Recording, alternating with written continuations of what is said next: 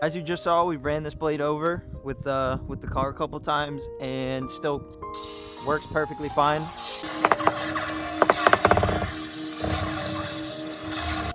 Nothing wrong with it.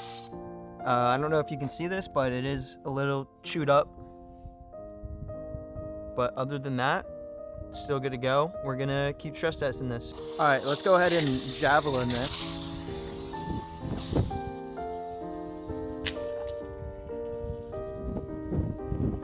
It's still on.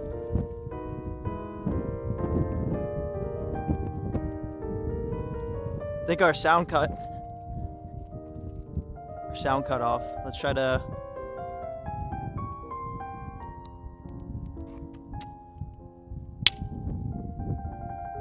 see what's going on here. Powering on. Just needed a reboot. We're still good. Let's do it different this time.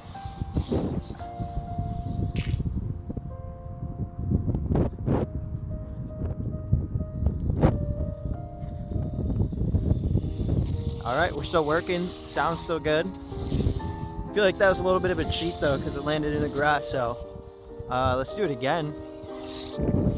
Let's get it up high. Okay.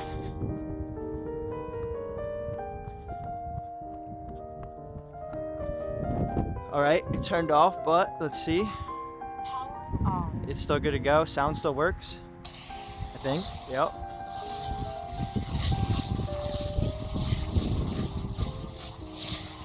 So if you drop it by accident when you're spinning it, you don't really got to worry about it. I mean, this is still perfectly good. Everything still works on it. Whoop. Still nothing wrong with it. So I would say, yeah, I mean, very durable.